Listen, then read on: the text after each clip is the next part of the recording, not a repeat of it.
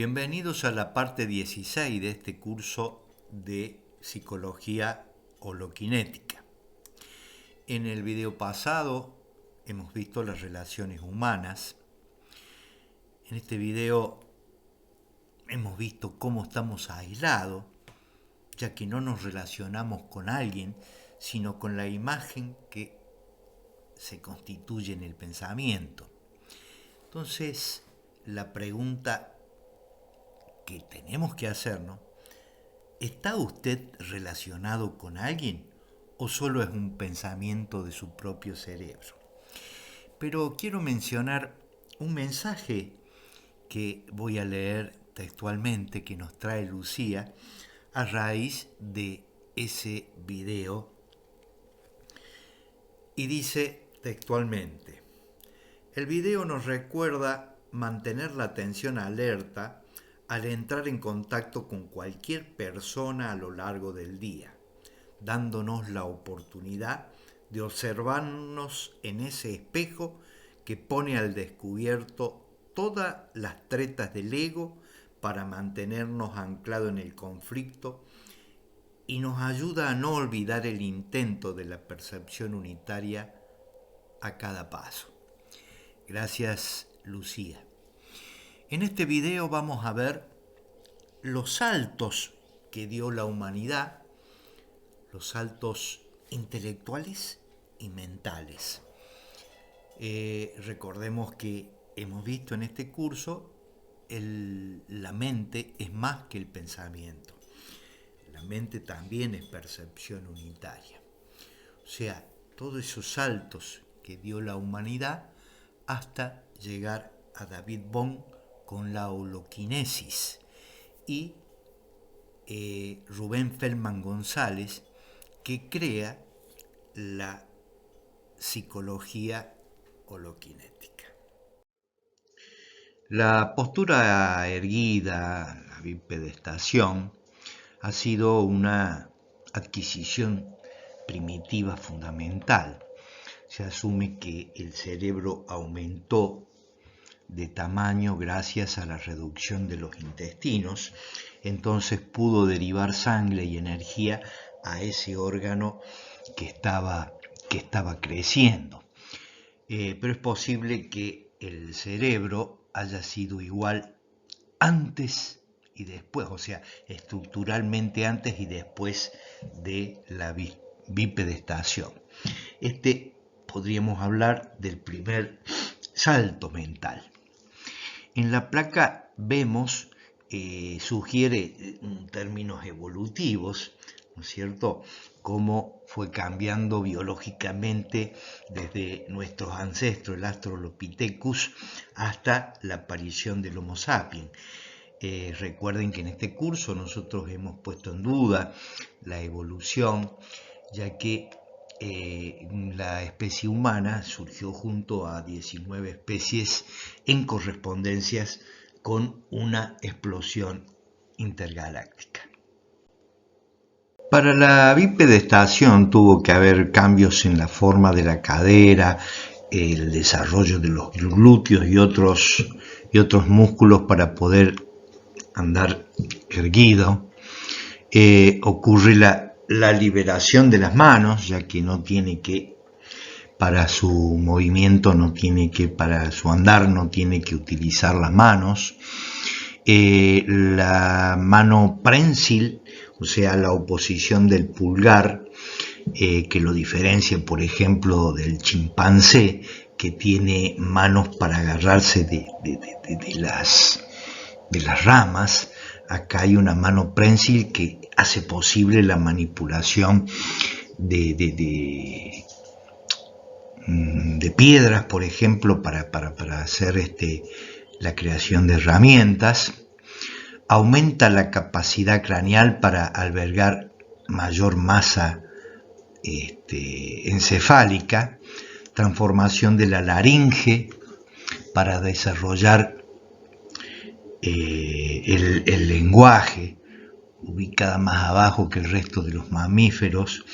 Eso permite que las cuerdas vocales y la producción de sonidos más más variados, más diferenciados, y cambios en la curvatura de la columna vertebral para poder soportar el peso de la posición erguida. Se alarga también el pie para facilitar el equilibrio, y la pérdida de pelos para estar más cerca, más frescos, y abandonar, poder abandonar el bosque, la sombra, para incursionar en las partes más cálidas de las sabanas africanas, para conseguir alimentos y defenderse de sus depredadores. Empezaron a desarrollar la capacidad técnica, fabricando instrumentos con otras herramientas. En ese momento se inicia la humanización, dado que la hominización ya había empezado hace 2,5 millones de años atrás.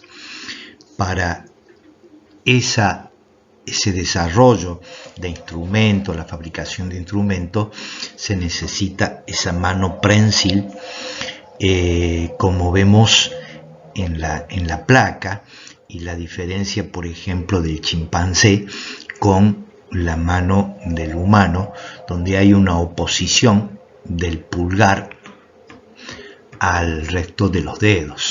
La aparición del género Homo está ligado a su capacidad de secuenciar rocas. O sea, al secuenciar rocas, obviamente, tiene que estar la capacidad de comparar. Recuerden que en este curso hablamos que la esencia del pensamiento es comparación. Esta es una de las primeras adquisiciones técnicas. Afilar bloques de piedras para fabricar especie de cuchillo. Estaban de esta manera fomentando, por repetición, la aparición de la capacidad operativa y lógica. En la medida que las manos y el cerebro se interrelacionaban con el objetivo de fabricar herramientas, fue naciendo nuestra complejidad funcional, cerebral y social. La estructura del cerebro humano actual puede no haber cambiado nunca. Este cerebro siempre pudo ser que tuvo el ser humano, aunque jamás haya sido usado en su plenitud en la historia escrita de manera total, con todas sus posibilidades. La ingestión de carne por parte de nuestros antepasados, gracias al desarrollo técnico alcanzado, iba a revolucionar la evolución de los organismos vivos. Con el tiempo nos hemos convertido en omnívoros generalistas más potentes del planeta. Hace 1,8 millones de años, o sea, casi 2 millones de años, llega una auténtica revolución, y llega de la mano del Homo ergaster. Dicho homínido, de aspecto humano y de estatura parecida a la nuestra, desarrolla una estrategia técnica compleja, la fabricación de hachas de mano, y la utilización, y aprende a utilizarla, y esto es producto de una gran resocialización de nuestro género. O sea, el Homo ergaster da un gran salto en la humanización, con un cerebro de 800 centímetros cúbicos, 400 centímetros cúbicos más que otros primates. Una gran habilidad para manejar esta herramienta, junto con un aspecto más moderno. Estos homínidos comienzan con el control del territorio y la lucha interespecífica,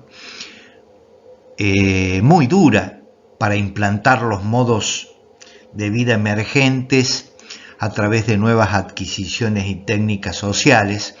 Comienza la lucha de clase, el que tiene debe protegerse del que no tiene. Aparece de esa manera los ejércitos en proyección. Podríamos decir que este es el origen de la aparición de los ejércitos y de las naciones, en un futuro por supuesto, para proteger a los dueños de todo. Esta lucha de clase entre dueños y los esclavizados finalizará cuando se comprenda que todo ser humano es uno, que todos somos uno con todos los seres humanos. La igualdad económica es un imperativo espiritual ignorado por todas las religiones.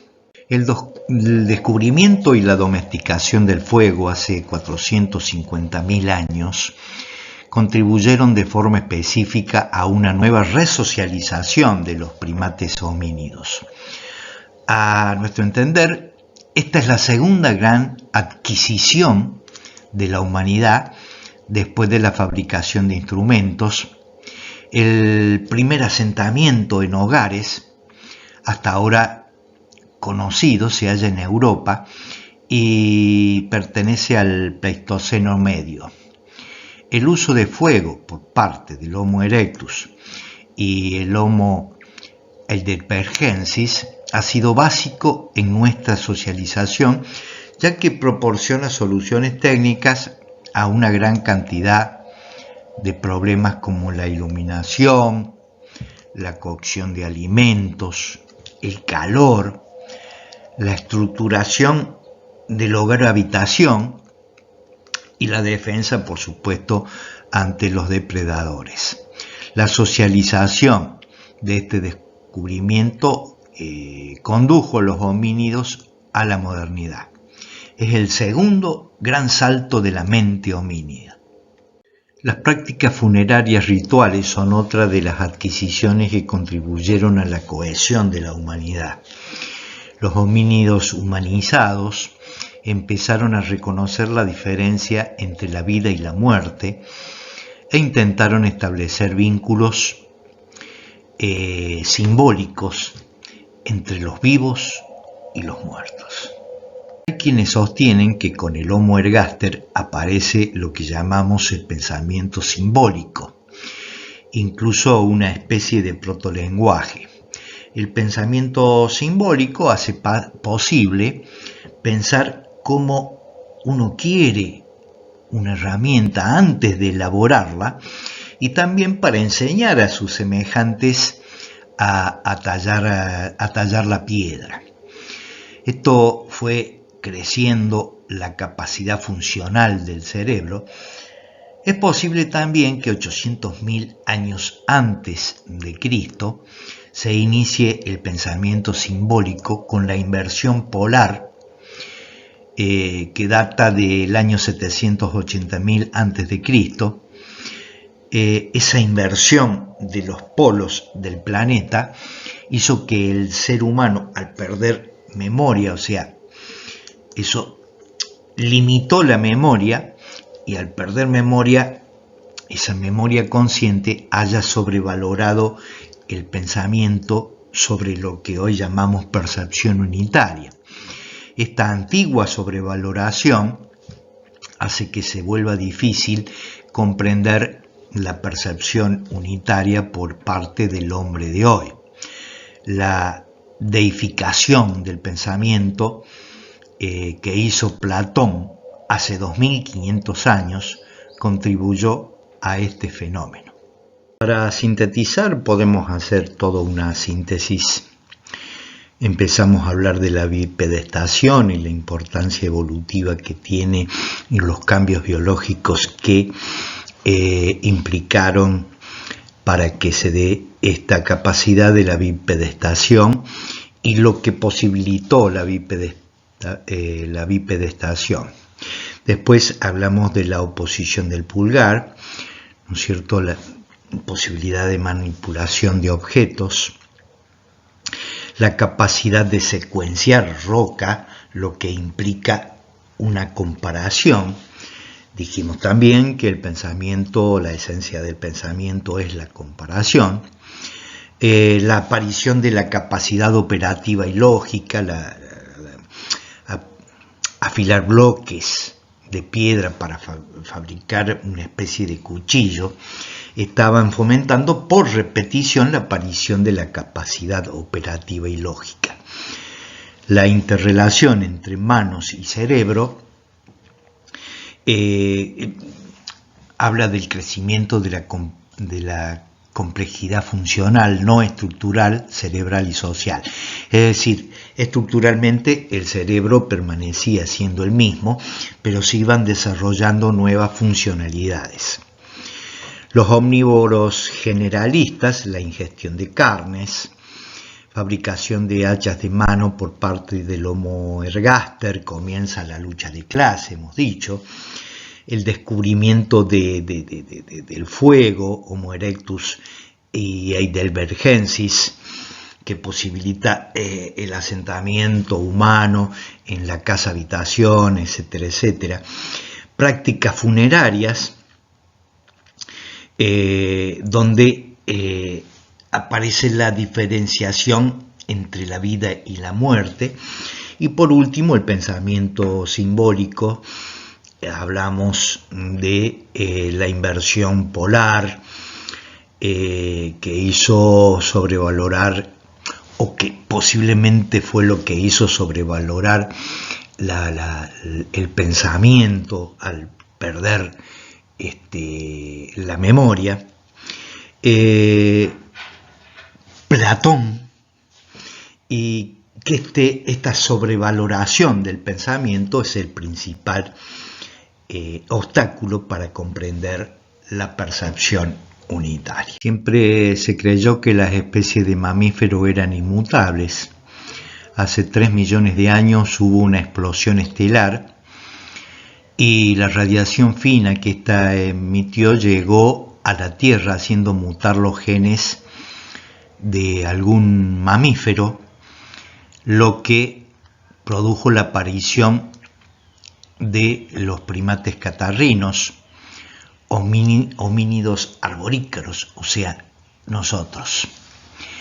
Baden-Powell publicó en su libro La filosofía de la creación, en su ensayo sobre la unidad de los mundos en 1855, afirma la aparición de nuevas especies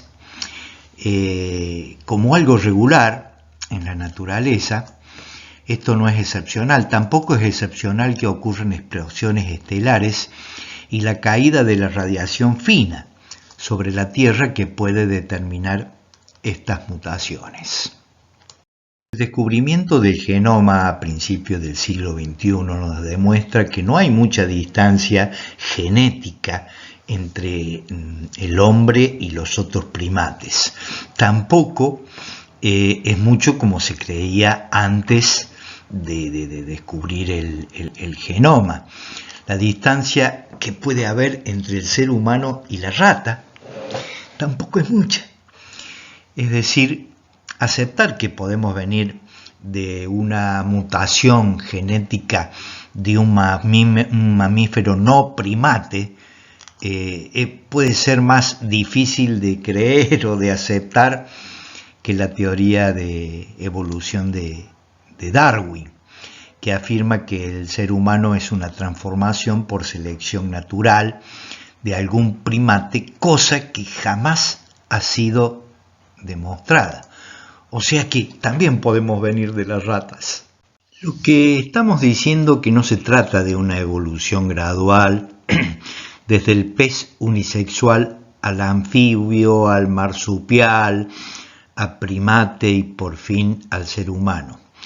Cada uno de ellos surge súbitamente por mutación genética y ninguno de ellos cambia de forma después de aparecer su gen original. Este esquema muestra los diversos homínidos antes y después que se produce la inversión magnética del planeta, aproximadamente en el año 780.000 a.C. El Homo erectus, que apareció casi 2 millones de años atrás, en contacto con el Homo sapiens, que aparece 1 millón de años atrás, pasaron por el enorme trauma de la inversión magnética planetaria, y en la que el actual polo norte magnético estaba en el sur. Esto tiene que haber sido o haber tenido enorme influencia psicológica, con pérdida parcial y total de la memoria, y muy probablemente enormes repercusiones moleculares en la neurona. No hay evidencia de cambios genéticos dramáticos después de la inversión magnética. Unos 230.000 años antes de Cristo aparece un nuevo gen homínido, quizás como consecuencia de la radiación fina producido por explosión estelar, ya que en esa época aparecieron muchas especies simultáneamente. Este es el Homo neandertal, muy robusto e inteligente. Esta clase de ser humano fue la única que no pasó la inversión magnética planetaria. Unos 100.000 años atrás convivieron y se mezclaron estos tres tipos de seres humanos: Erectus, Sapiens y Neandertal, mezcla de la cual surge el ser humano actual. Los tres tipos, Erectus, Sapiens y Neandertal, desaparecieron unos 30.000 años atrás o un poco más. El contenido genético del hombre actual sería el 60% Sapiens, el 30% Erectus y el 10% Neandertal. La conexión sexual entre estos tres tipos de homínidos puede haber ocurrido en cualquier parte del planeta, aunque con el Neandertal, sobre todo en Europa. Es posible que el hombre actual haya destruido todos los otros tipos de seres humanos en un periodo de 70.000 años, entre 100.000 y 30.000 años atrás. Ha habido bastantes saltos de la mente en la historia escrita, incluso antes de la historia escrita. El uso de la palabra y del símbolo, aunque no sea el primer salto de la mente, posiblemente sea el más significativo por el impacto que tiene en nuestras vidas. El poder de la palabra puede verse en el penetrante mundo de la comunicación, que forma individualidades tras intereses y provecho, en nuestra contemporánea explosión de la información. Podemos decir que los fenicios protagonizaron el salto de la humanidad de la prehistoria a la historia, con la invención del alfabeto. Pero hay otro salto que la organización cultural generó, que es la división del trabajo, que fueron necesarias para construir los imperios, el imperio babilónico, varias dinastías egipcias y aún los mayores imperios indios, chinos, romanos, no habrían sido posibles sin la división del trabajo. Por otra parte, las leyes escritas humanas, nomos, ya sea o no existían o no eran respetadas. Los excesos de los faraones, reyes, mandarines, rajas, payas, todavía son legendarios. Ellos eran la ley divina no escrita, logos y tenían absoluto poder. Hace 4500 años, señores feudales, amigos privilegiados de los reyes, comenzaron a construir tumbas y hasta leyes escritas, nomos, para su propia ventaja y autoprotección. Este debe haber sido, es un salto del pensamiento, aunque no de la mente. Nosotros hemos visto en este curso que la mente es más que el pensamiento. La mente también es percepción unitaria. Este tipo de organización social, los imperios feudales, no han sido tocados en su esencia desde que nacieron. Ni siquiera el cristianismo original pudo cambiar sus maneras y estructuras. A pesar de la enseñanza cristiana, el dinero gobernaba el mundo. Eso era antes incluso que aparecieran las monedas, los pedazos de metales que se pesaban.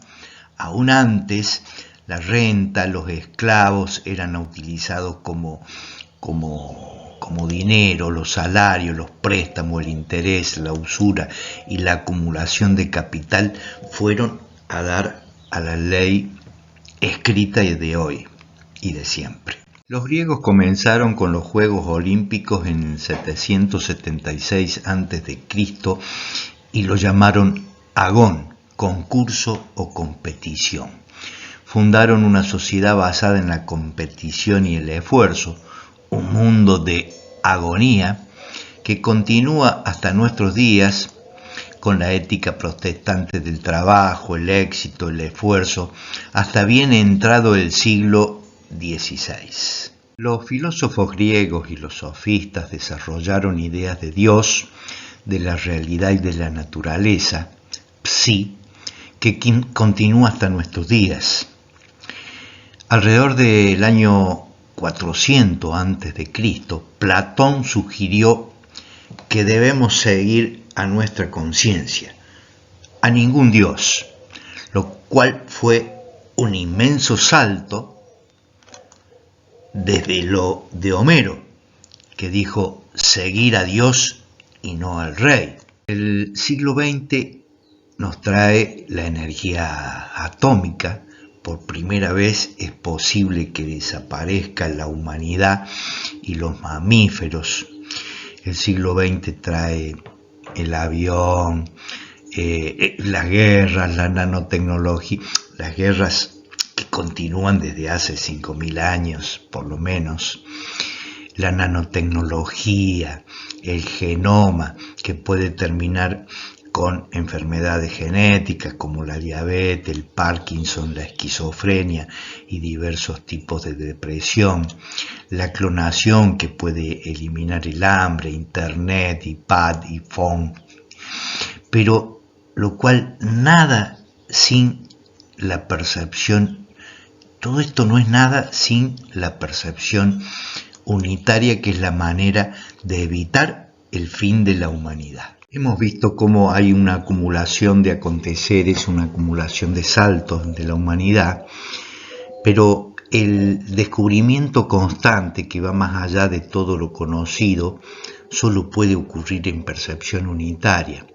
El pensamiento ya no es suficiente. La acumulación conocida de descubrimiento es lo que se conoce como memoria o como pensamiento.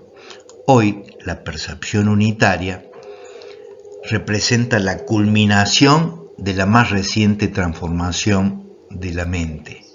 La percepción unitaria es el gran salto de la mente.